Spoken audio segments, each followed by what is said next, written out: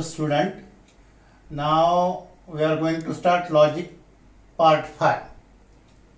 In previous video we have learned how to construct truth table and we have solved problems on truth table, that is construct the truth table, prove logical equivalence and then state whether the statement is tautology, contradiction or neither. Okay. Now, in the remaining part, we are going to learn 4 main points we are going to learn. These are theoretical, that's why listen carefully. Now, in this part, we are going to learn quantifiers and quantified statement. Quantifiers and quantified statement. Number 2, duals of statement. What? Duals of statement. Number 3, negations of compound statement. Negation तुम्हाला माहिती आहे, not लावल्यानंतर negation होते, परंतु compound स्टेटमेंटचं negation कसं करावं हे मात्र आपण काही रूल्सच्या द्वारे एक्सप्लेन करणार आहोत. कंपाऊंड म्हणजे ज्याच्यामध्ये कनेक्टिव्ह लावलेले आहेत, and, or, if, then, if and only. आणि फोर्थ पार्ट आहे एखादा कंडिशनल स्टेटमेंट इम्प्लिकेशनचं असेल इफ देन, तर त्याचा कॉन्व्हर्स कशाला म्हणतात आणि इनव्हर्स कशाला म्हणतात व कॉन्ट्रा पॉझिटिव्ह कशाला म्हणतात, असे 4 पॉईंट आपण बघणार आहोत. ते आपल्या मॅथमॅटिक्सच्या दृष्टिकोनातून फार महत्त्वाचे आहे. काय काय? पहिला point quantifiers and quantified statement, then duals कशाला म्हणायचं, नंतर निगेशन्स कसे करायचे आणि नंतर इनव्हर्स, कॉन्व्हर्स आणि कॉन्ट्रा पॉझिटिव्ह कसा, हे 1 बाय 1 आपण बघणार आहोत. आता बघा, we are coming to point quantifiers and quantified statement. Now in logic, particularly in maths, in general, we always use 2 quantifiers. We always use 2 quantifiers. In logic, generally, or in maths, we generally use these 2 main quantifiers. One is there exists, and number two, that is for every. These are 2 quantifier in logic. There exists, for every. आणि maths मध्ये तर आपण वापरतोय, त्यामुळे याचा नीट meaning समजून घेणं फार आवश्यक आहे. देअर एक्झिस्टचा सिम्बॉल लिहितो मी, बघा, there exist symbol for every. This is a symbol for every and this is symbol for there exists. आता मी हे थोडे एक्झाम्पलच्या द्वारे एक्सप्लेन करणार तुम्हाला. बघा आता हे क्वांटिफायर्स कसे असतात. सिम्बॉल कळला, देअर एक्झिस्ट, फॉर एव्हरी. त्यासाठी एक एक्झाम्पल घेतो. Let A is a set containing this some elements 4, 5, 6. Okay, and now we are writing some statement with these quantifiers there exists and for every. Now I am writing in word first. There exists x belongs to a, belongs to चा meaning कळतोय. There exists x belongs to a such that there exists, नंतर such that, तेवढे English कळेल तुम्हाला. there exists x belongs to a such that x plus 1 is less than 5. बघा आता नीट लक्ष द्या. ह्याचा मिनिंग काय होतं किंवा ह्याला सिम्बॉल मध्ये काय लिहिता येईल, हा बघा काय, there exist x belongs to A such that x plus 1 is less than 5. Okay, आता ह्याचा मिनिंग काय होतं बघा. देअर एक्झिस्टचा मिनिंग कसा, क्वांटिफायरचा मिनिंग कसा होतो बघा. There exist x belongs to A म्हणजे देअर एक्झिस्ट ॲटलिस्ट 1. देअर एक्झिस्टचा मिनिंग काय होतं, ॲटलिस्ट 1. देअर एक्झिस्टचा मिनिंग देअर एक्झिस्ट ॲटलिस्ट 1 म्हणजे असा कमीत कमी ॲटलिस्ट आहे ना, एक पेक्षा जास्त असू शकतो. There exist at least x x belongs to A, म्हणजे असा एक एलिमेंट ए मध्ये कमीत कमी एक असा एक्झिस्ट होतो की जो ही इनइक्वॅलिटी सॅटिस्फाय करतो. कुठली inequality? X plus one is less than 5 असा एक्स एक्झिस्ट होतो का रे ए मध्ये? ए मध्ये बघा 1 आहे, 1 प्लस 1 किती? 2 लेस than 5. X belongs to A म्हणजे ए मध्ये कमीत कमी असा एक तरी एलिमेंट आहे की ज्याच्यामध्ये 1 ऍड केल्यानंतर तो लेस दॅन 5. बघा 1 मध्ये पण ऍड केला तर 1 plus 1 less than 5, 2 plus 1 less than 5, 3 plus 1 less than 5, 4 plus 1 not. पण स्टेटमेंट काय सांगते? देअर एक्झिस्ट, म्हणजे कमीत कमी एक तरी एक्स नी ए मधल्या ही प्रॉपर्टी सॅटिस्फाय केलेली आहे. आणि म्हणून आपण क्वांटिफायर्स कुठला वापरतो?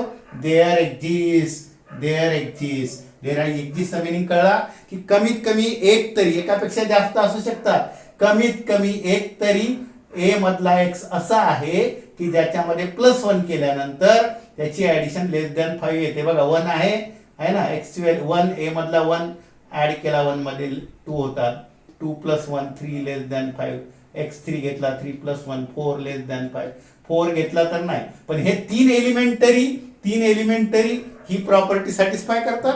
म्हणून आपण कुठलं क्वांटिफायर यूज केलं? There exist. There exist. कमीत कमी एक तरी, एक पेक्षा जास्त असू शकतील पण एक तरी असा एक्स आहे की जो प्लस 1 केल्यानंतर लेस दॅन काय येतो? 5 येतो. त्यावेळेला क्वांटिफायर कुठलं वापरतात? There exist. मिनिंग कळला? आणि आता बघा सेकंड जे आहे फॉर एव्हरी. कुठला? For every. हे बघूया आपण आता. फॉर एव्हरी बघा आता देअर एक्झिस्ट झालंय, आता फॉर एव्हरी. आता ह्याच एक्झाम्पल मध्ये फॉर एव्हरीचा अर्थ कळला? प्रत्येक एक्सनी ती प्रॉपर्टी सॅटिस्फाय करत असेल, प्रत्येक एक्स त्या ए मधला जर प्रॉपर्टी सॅटिस्फाय करत असेल तर आपण फॉर एव्हरी वापरणार. म्हणजे for every x belongs to A, म्हणजे एक्स मधला ए मधला प्रत्येक एक्स साठी जर ती प्रॉपर्टी सॅटिस्फाय होणार असेल तर मात्र आपण काय वापरू शकतो? For every x belongs to A. X plus कुठलंही घ्या एखादं, x plus 2 is greater than x plus 2 घ्या किंवा कुठला आणखी घ्या, 6 इज ग्रेटर दॅन 6. ओके. बघा आता ह्या स्टेटमेंटला सिम्बॉलिक मध्ये काय लिहू शकतो आपण? For every x belongs to A मधल्या प्रत्येक एक्स साठी x plus 6 is greater than 6. बघा आहे का? ट्रू होते का हे स्टेटमेंट? बघा फॉर एव्हरी एक्स कुठलाही प्रत्येक एक्स साठी प्रॉपर्टी सॅटिस्फाय होत असेल तर फॉर एव्हरी. बघा 1 साठी होते का? 1 plus 6 7 greater than 6, 2 plus 6 8 greater than 6, 3 plus 6 9 greater than 6, 4 plus 6 10 greater than 6, 5 plus 6 greater than 6, 6 plus 6 म्हणजे फॉर एव्हरी म्हणजे ए मधल्या कुठलाही एक्स ही प्रॉपर्टी सॅटिस्फाय करतोय. म्हणून आपण काय लिहिलं? For every. म्हणजे प्रत्येकासाठी जर ट्रू प्रॉपर्टी होत असेल तर आपण म्हणतो फॉर एव्हरी. आणि कमीत कमी एकासाठी जर होत असेल तर आपण म्हणतो देअर एक्झिस्ट. मिनिंग कळला? दोन क्वांटिफायरचा मला वाटते कळायला काय हरकत नाही. आणि हे जे स्टेटमेंट तयार झाले quantified statement, there exist x belongs to A such that, कमीत कमी एक्स असा आहे ए मध्ये की ज्याच्यामध्ये 1 ऍड केला तर लेस दॅन 5 होतो. इथं मात्र for every x belongs to A, प्रत्येक एक्स ए मधला असा आहे की ज्याच्यामध्ये 6 मिळवले तर ग्रेटर दॅन 6 होतात. कुठला एक्स घ्या, 4 मिळवले ग्रेटर दॅन 6, 1 मिळाल ग्रेटर दॅन 6. म्हणजे प्रत्येक एलिमेंटनी ती प्रॉपर्टी सॅटिस्फाय होत आहे. म्हणून आपण फॉर एव्हरी हे क्वांटिफायर वापरलं. इथं मात्र सर्व एक्स ही प्रॉपर्टी सॅटिस्फाय होत नाही, काही एक्स हे प्रॉपर्टी सॅटिस्फाय करतात. अशा वेळेला कुठलं क्वांटिफायर वापरतात? सच देअर एक्झिस्टचा अर्थ परत काय? ऍटलिस्ट असा कमीत कमी एक जरी मिळाला तरी देअर एक्झिस्ट, आणि असे सारेच्या सारे असतील तर देअर एक्झिस्ट. आपण सम प्रॉब्लेम घेऊया आपण, नाही का? फरक कळला दोन क्वांटिफायरचा? एक कुठला? फॉर एव्हरी, प्रत्येक जर सॅटिस्फाय करत असेल तर.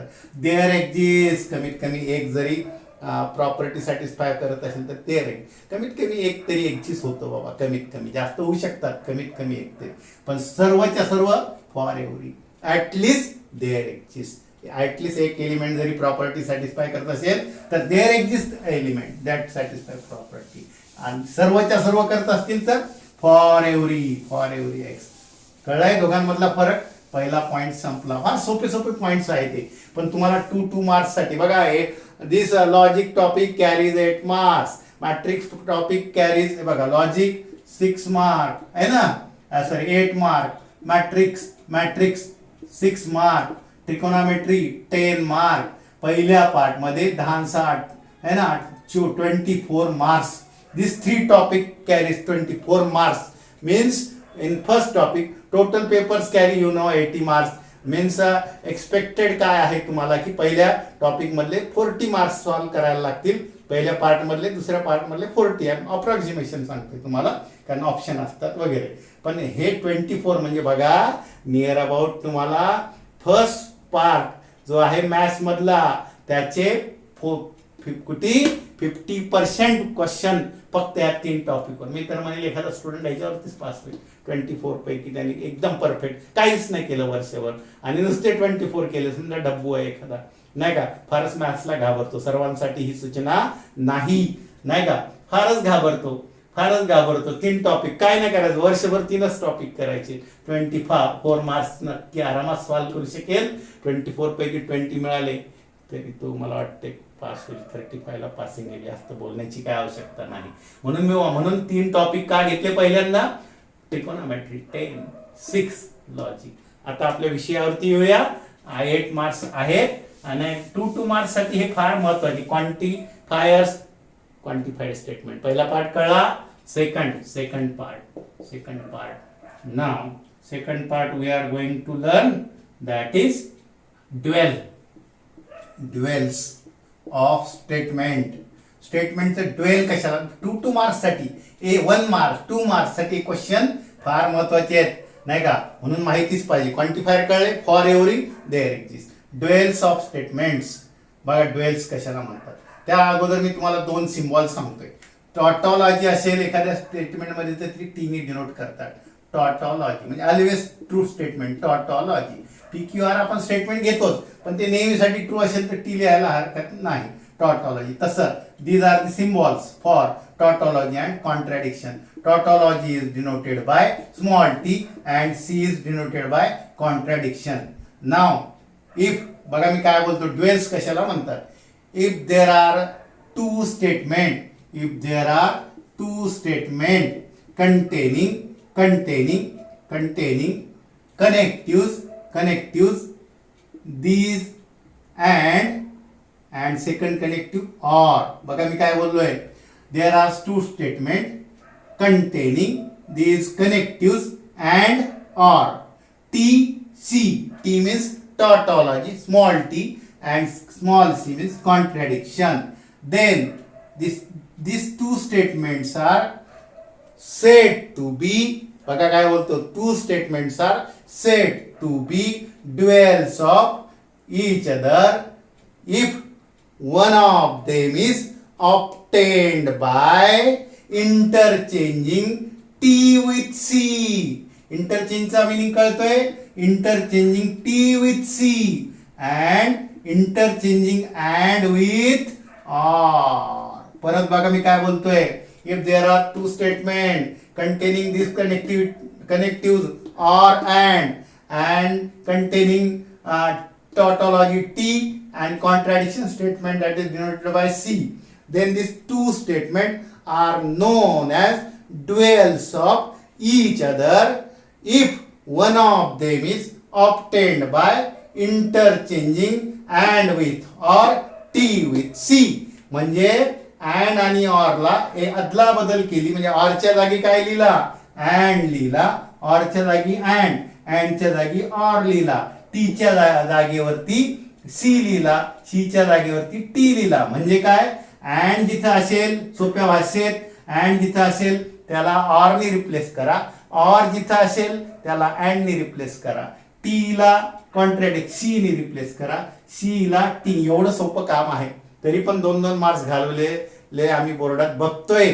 ड्युएल्स लिहा म्हटलं तरी काहीतरी विचित्र लिहिता. फक्त 2च गोष्टी, अँडला ऑर ने रिप्लेस करा, ऑरला अँड ने रिप्लेस करा, इंटरचेंज करा ऑर आणि अँडची.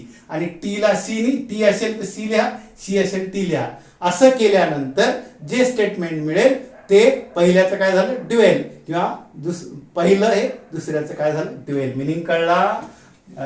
To statements are said to be duals of each other if one of them, एक कुठलंही स्टेटमेंट त्याच्यापैकी इज ऑब्टेन्ड नाही का, by interchanging and with or T with C. T ची जागा सी ला द्या, सी ची जागा टी, म्हणजे टी आणि सी ची अदला बदल करा, अँड आणि ऑर ची अदला बदल करा. असं केल्यानंतर जे स्टेटमेंट मिळेल ते पहिल्याचं ड्युएल असेल, किंवा पहिलं हे दुसऱ्याचं काय असेल, ड्युएल असेल. एकमेकांचे ड्युएल असणार, दोन्ही स्टेटमेंट एकमेकांचे ड्युएल असणार. Example suppose P or Q and R. मी सांगितलं ड्युएल लिहा. क्वेश्चन साधा असतो, राईट ड्युएल. बाकी सिंबल कुठले असू दे त्याच्यात बदल नाही. इफ देन असेल राहू द्या तसंच, इफ अँड ओनली इफ असेल राहू द्या तसंच, कळलंय ना. नॉट असेल राहू द्या तसंच. फक्त कशात बदल करायचा, ऑरला अँड लिहायचं, अँडला ऑर लिहायचं. म्हणजे याचं ड्युएल काय होईल, पी ऑरला अँड, क्यू अँडला ऑर. काय केलं या स्टेटमेंट मध्ये, ऑरची जागा अँडला दिली, अँडची जागा ऑरला दिली. म्हणून हे जे दुसरं स्टेटमेंट आहे पहिल्याचं ड्युएल, किंवा पहिलं हे दुसऱ्याचा ड्युएल. सारखंच आहे. याला अँडला ऑर केला, ऑरला अँड केला. म्हणजे काय, अदला बदल केली ऑर आणि अँडची. टी आणि सी असेल तर त्याची अदला बदल केली. तर हे जे दोन स्टेटमेंट आहे ते एकमेकांचे ड्युएल आहे. म्हणजे जसं हा याचा ड्युएल आहे तसा first is a dual of second is a dual of first. त्याचं महत्व आहे म्हणून तुम्हाला ड्युएल सांगितलंय. प्रिन्सिपल ऑफ ड्युएलिटी कधी काम पडल्यानंतर मी तुम्हाला सांगेल. That is a principle of ड्युएलिटीसाठी फार महत्वाचं आहे ते. फक्त ड्युएल तुम्हाला एवढंच लक्षात घ्या सध्या की ड्युएल कसं लिहितात. ड्युएल लिहायला सांगितलं तर ऑरची जागा अँडला द्या, अँडची जागा ऑरला द्या, टी ची जागा सी ला द्या. आणखी एखादा राईट ड्युएल असं म्हटलंय. ड्युएल हा बघा एक स्टेटमेंट देतोय, P and Q or R and T. Dual काय करा अँड रिप्लेस बाय ऑर. झालंय. क्यू बाकी नका, ऑर रिप्लेस बाय अँड. आणि टी मीन्स अशा पर्टिक्युलर केसेस मध्ये टी म्हणजे टॉटॉलॉजी, अँड चा काय झाला ऑर, आणि टॉटॉलॉजीचा काय झाला कॉन्ट्रॅडिक्शन. आता हे दोन्ही स्टेटमेंट एकमेकांचे काय झाले, ड्युएल झाले. दुसरा पॉइंट पण संपला. फार छोटा पॉइंट आहे पण 2 मार्क्स साठी फार सोपं आहे. लक्षात ठेवाल. ड्युएल लिहायला सांगितलं तर कशाला ड्युएल म्हणायचं, ऑरला अँड ने रिप्लेस करा, अँडला ऑर ने रिप्लेस करा, टीला सी नी करा, सी असेल त्याच्या जागा टीला द्या. आदला बदल बोलतो मी, इंटरचेंज. नुसतं असं नाही की सरांनी सांगितलं टीला सी लिहिलंय, सरांनी टीला सी लिहिलं म्हणजे सीला टी लिहिलंय, आणि आदला बदल इंटरचेंज. मी पहिलेच सांगितलं interchange a statement obtained by interchanging and with or t with c. interchanging शब्द महत्वाचा आहे. that is we get dual. समजलंय. ड्युएल बद्दल काय डाऊट. सेकंड पॉइंट क्लिअर झाला. that is a dual. now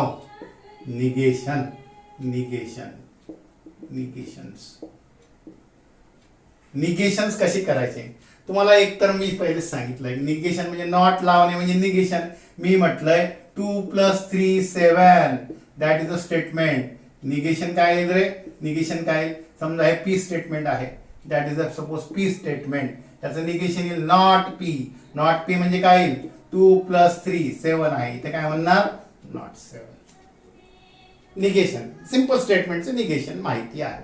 एकच सिंपल स्टेटमेंट असेल बेसिक तुम्हाला माहिती आहे. पी समजा असेल 2 + 3 7. नॉट पी काय 2 + 3 नॉट 7. करेक्ट. ना समजा हे बघा निगेशन समजले. नॉट लावणे म्हणजे निगेशन. परंतु प्रत्येक स्टेटमेंट काही सिंपल नसेल, कंपाऊंड असेल, त्याच्यात ऑर असेल, अँड असेल, इफ देन असेल, इफ अँड ओनली इफ असेल.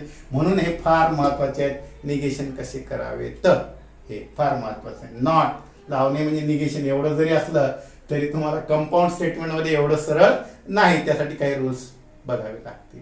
पण एक साध्या स्टेटमेंटचं जर मी म्हटलंय 2 + 3 < 7 निगेशन करा. तुम्ही म्हणाल सर निगेशन असं करतोय आहे ना, निगेशन काय येईल? 2 + 3 < 7 नॉट पी, म्हणजे 2 + 3 नॉट < 7. ठीक आहे, ओके, मार्क्स मिळतील. पण एखाद्याने समजा असा आगाऊगिरी केली, असा आगाऊपणा केला की 2 + 3 < 7, मग मी लिहिलं 2 + 3 चं निगेशन ग्रेटर दॅन. करेक्ट की रॉंग? रॉंग. करेक्ट की रॉंग? रॉंग. का सांगते तुम्हाला? 2 + 3 7 पेक्षा लेस आहे. याचं निगेशन असं होणार की 2 + 3 7 पेक्षा काय नाहीत? लेस नाहीत. मग लेस नाही म्हणजे ग्रेटर आहेत असं कोणी सांगितलंय? लेस नाही बरोबर आहे, पण तुम्हाला लिहायचं असेल की 2 + 3 नॉट चा मिनिंग ग्रेटर दॅन 7 नाही होत. विचार केला? 2 + 3 नॉट म्हणजे 7 पेक्षा लेस नाही म्हणजे ग्रेटर, बरोबर आहे का? नाही, कारण 7 पेक्षा लेस नाही म्हणजे 7 पेक्षा ग्रेटर असू शकतो किंवा इक्वल असू शकतो. आता मात्र बरोबर आहे. याचा आणि याचा मिनिंग सेम आहे. म्हणजे 2 + 3 < 7 चं काय होईल निगेशन? 2 + 3 नॉट 7. नॉट 7 म्हणजे काय? नुसतं ग्रेटर लिहिलं तर चुकलंय. मग नॉट < 7 म्हणजे काय होईल? 7 पेक्षा लेस नाही म्हणजे 7 पेक्षा नुसतं ग्रेटर लिहिल्यानं चुकेल. 7 पेक्षा लेस नाही म्हणजे 7 पेक्षा ग्रेटर असू शकते किंवा काय असू शकते? इक्वल असू शकतो. म्हणून निगेशन करताना काळजी घ्या, नाही तर म्हणाला अपोजिट मिनिंग लिहिलेत ना सर. < निगेशन ग्रेटर नाही. काळजीपूर्वक, नाही म्हणजे ग्रेटर दॅन आहे असं नाही. नाही म्हणजे ग्रेटर दॅन किंवा इक्वल पण असू शकतो. म्हणून ही एक काळजी घ्या. बरोबर. आता आपण याचे काही रूल्स बघूया. आता बघू पहिला रूल नंबर 1 कंजंक्शनचा. कंजंक्शन म्हणजे अँडनी जोडलेला असेल आणि निगेशन करायचं तर काय? कंजंक्शन. बरोबर आहे. मी जर असं स्टेटमेंट लिहिलंय की Ram is a boy and 2 + 3 is 6 negation करा. तुम्ही म्हणाल सर असं करूया, फक्त नॉट लावलं की झालंय. मिनिंग बदलतो मित्रांनो. नॉट नाही होत, निगेशन नाही होत. निगेशन म्हणजे कम्प्लीट अपोजिट मिनिंग व्हायला पाहिजे. मग राम इज बॉय अँड 2 + 3 = 6. मी आता बघा त्यासाठी रूल काय सांगतो. Suppose Ram is boy is P statement. P statement is Ram is a boy and Q is a statement that 2 + 3 = 6. म्हणजे आपल्याला दिलं काय मध्ये? and दिलेलं आहे. and दिले म्हणजे काय दिलं? P and Q, that is a statement. बघा, Ram is a boy and 2 + 3 6. परंतु आता मला निगेशन करायचंय. म्हणजे मी काय करणार? नॉट लावणार. तर रूल काय सांगतोय विद्यार्थ्यांनो? रूल काय सांगतोय? हा रूल असा सांगतोय निगेशन करताना पी अँड क्यूचा नॉट केला म्हणजे not P or not Q असा होतो. म्हणजे असं याचा मिनिंग असा होतो की Ram is a boy and 2 + 3 = 6 is not true. याचा अर्थ either Ram is boy is not true और 2 + 3 = 6 इज नॉट ट्रू. म्हणजे अँडची जागा कशाने घेतली रे? ऑरने घेतली. म्हणून रूल कळला का? स्पष्ट लिहितोय. रूल कळला का? अँडचं निगेशन करताना 2 स्टेटमेंट आहेत कनेक्ट केलेले अँडनी. निगेशन काय होणार याचं? निगेशन नॉट नुसतं लावून चालणार नाही. तर ह्याचा मिनिंग असा होतो not P or not Q. That is the rule number 1. अँडचं निगेशन कसं करायचं? अँडचं निगेशन ऑर होतो नाही का? जसं युनियनचं आपण हे करताना कॉम्प्लिमेंट करताना इंटरसेक्शन होतंय दोघांचा, तसा. म्हणजे P and Q, Ram is boy and 2 + 3 6 negation काय होईल? राम इज नॉट बॉय और 2 + 3 इज नॉट 6. 2 पैकी एक ट्रू नाही. पी अँड क्यू ट्रू नाही म्हणजे दोन्ही ट्रू नाहीत असं नाही होत. पी अँड क्यू ट्रू नाही म्हणजे दोन्ही ट्रू नाही असं नाही होत. आयदर पी ट्रू नाही और क्यू ट्रू नाही असा होतो. दॅट इज लॉ और rule, that is a negation of conjunction. थोडक्यात कळलंय. तसं सेकंड बघा कंजंक्शन नंतर काय बघा डिसजंक्शन कळलंय. निगेशन पी ठीक आहे नंतर लिहिते मी. दुसरं आहे डिसजंक्शनचं. ऑरचं बघूया आपण. ऑरचं डिसजंक्शन मीन्स ऑरचं निगेशन करायचं आहे मला. सेम जास्त एक्सप्लेन करत नाही. पी और क्यू असं स्टेटमेंट असेल आणि निगेशन करायचं असेल तर पी और क्यूचं निगेशन नॉट लावलंय म्हणजे संपलंय असं नाही. काही स्टुडंट असं करू शकतात, सर सपोज आपल्याला निगेशन करायचं, मी सरळ लिहिल की इट इज नॉट ट्रू, पण असं करता येणार नाही. इथं स्पष्ट सूचना असते not using it is not true. It is not true म्हणजे काय, हे ट्रू आहे निगेशन, याचं निगेशन काय पी और क्यूचं निगेशन असं होणार not P and not Q. Meaning कळा. थोडक्यात काय रे, ऑरला निगेशन करताना अँड होतो आणि अँडचं निगेशन करताना काय होतो ऑर होतो. These are known as De Morgan's laws also in logic. These are known as De Morgan's laws in logic. Negation P or Q काय होणार negation P and negation Q. कळलंय. म्हणजे मग अँडचं काय झालं होतं ऑर झालं होतं, आता ऑरचा काय झाला अँड झाला. कळलंय. म्हणजे मी तुम्हाला सांगितलंय की सपोज कुठला पण घ्या एखादा, Mumbai is capital of Maharashtra or Mumbai is the capital of Maharashtra or 2 + 3 is 9. 2 + 3 is 9. Negation करा. तर आता ह्या रूलनी काय होईल रे, Mumbai is capital of Maharashtra or 2 + 3 = 9. तर म्हणजे इथं दोन स्टेटमेंट आहेत बघा कुठले, Mumbai is capital of Maharashtra or 2 + 3 Q है ना. याचं निगेशन करायचं म्हणजे ह्याला पूर्ण नॉट लावला. रूल काय सांगतो negation P and negation Q. म्हणजे काय स्टेटमेंट होईल, Mumbai not P, Mumbai is capital of Maharashtra, त्याचं नॉट काय होईल Mumbai is not capital of Maharashtra. Mumbai is not capital of Maharashtra. And not Q म्हणजे काय 2 + 3 = 9 that is a Q. Not Q काय 2 + 3 is not 9. 2 + 3 is not 9. म्हणजे याचं निगेशन काय ऑरचं काय होणार अँड होणार म्हणजे काय Mumbai is not capital of Maharashtra and 2 + 3 is not 9. असं याचं निगेशन होईल. म्हणजे प्रत्येकाच्या पुढे नॉट लागेल आणि ऑरचा काय होईल and. That is a second law. These are known as a De Morgan's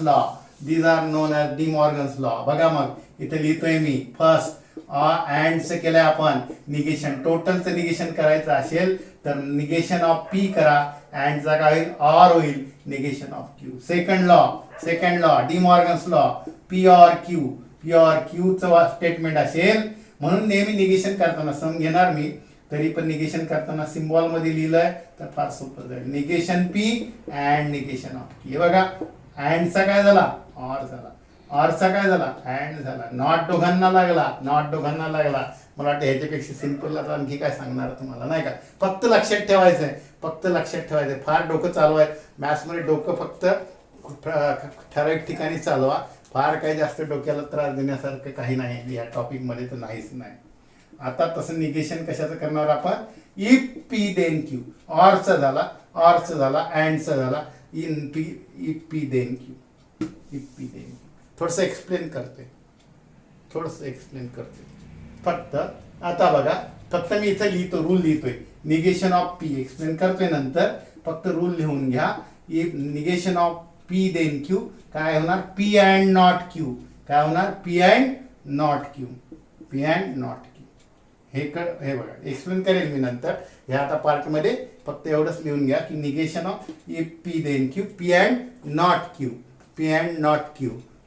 and negation of if and only चं काय होतं बघा, ह्याचं निगेशन लिहिताना निगेशन, हे बघा negation if P and Q चा मिनिंग काय होतं कळतं तुम्हाला, if and only if P then Q and if Q then P, बरोबर आहे.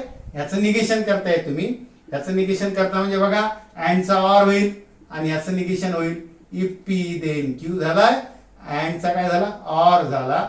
हे बघा अँड ए मध्ये डिमॉर्गन्स लॉ आणि ह्याचा नॉट, ह्याचा नॉट, अँडचा ऑर झाला. ह्याचा नॉट म्हणजे if Q then P.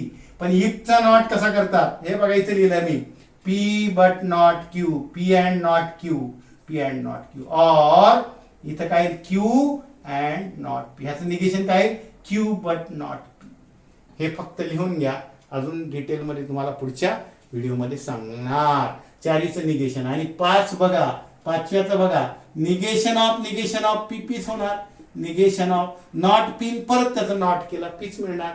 Not P मी म्हटलंय 2 + 3 = 5, नॉट केला तर काय येणार 2 + 3 इज नॉट 5, परत त्याचा नॉट केला तर 2 + 3 इज नॉट 5 चा नॉट 2 + 3 इज 5, म्हणजे मूळ स्टेटमेंट तेच मिळणार. म्हणून not of not, negation of P P, अँडचा ऑर, ऑरचा अँड, इफ देनचा मात्र काळजीपूर्वक एक्झाम्पल मध्ये एक्सप्लेन करणार.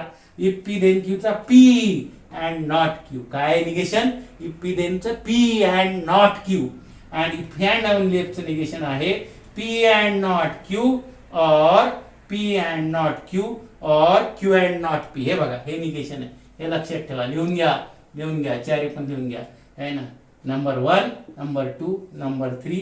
इफ अँड ओनलीचं निगेशन काय P and not Q. If and ओनलीचं P and not Q, P and not. इथं बघा इफ अँड ओनलीचं परत लिहितो, ब्लॅकबोर्ड वरती दिसलं नसेल. Negation of P if and only Q, काय लिहिणार P and not Q, P and not Q or Q and not P, that is a negation, है ना. आता दिसतंय हे बघा, मग चुकून इकडे लिहिलं, इथं खाली दिसलं नसेल तुम्हाला, म्हणून निगेशन आहे बघा. अँडचं ऑरचा अँड, इफ देन क्यूचं फुकटचे मार्क्स घालू नका, माहिती करा. पी अँड नॉट क्यू कसं होते सांगतोय तुम्हाला एक्सप्लेन करून. इफ अँड ओनलीचं P and not Q or Q and not P, आणि negation of negation P means P. Okay. आता फक्त काय राहिले कॉन्व्हर्स, इनव्हर्स आणि कॉन्ट्रा पॉझिटिव्ह, आणि ह्याचं एक थोडं एक्सप्लेनेशन देतो, आणि एक फक्त लास्ट पार्ट 6 मध्ये आपण लॉजिक संपून टाकू. काय काय बघितलं या पार्टमध्ये, ड्युएल कसा लिहायचा, ओके, क्वांटिफायर्स कसे लिहायचे, ओके. नंतर काय लिहिलं आपण, निगेशनचे रूल लिहिले, अँडचा ऑर, डिमॉर्गन्स लॉ लिहिले 2. इफ देनचा मात्र लक्षात घ्या, इफ पी देन क्यूचा पी बट नॉट क्यू, आणि इफ अँड ओनलीचा P and not Q or Q and not P, आणि निगेशनचा निगेशन म्हणजे पी. अशा प्रकारे आपण निगेशनचे रूल लक्षात ठेवलेत 4 पर्टिक्युलरली, 5 पण ह्याचे. नंतर कुठले quantifiers for every there exist, आणि नंतर कुठलं आपण काय बघितलंय ड्युएल कशी लिहायचे, ओके. आता ह्याच्यामधलं फक्त राहिलंय काय इनव्हर्स, कॉन्व्हर्स, कॉन्ट्रा पॉझिटिव्ह कसा लिहायचा, आणि मग आपण ह्याचे लिहून दाखवूया काय इफ देन वगैरे सर्व निगेशन. Okay, bye. पुढचा व्हिडिओ बघायला विसरू नका. शेअर करा, लाईक करा आणि सबस्क्राईब करा.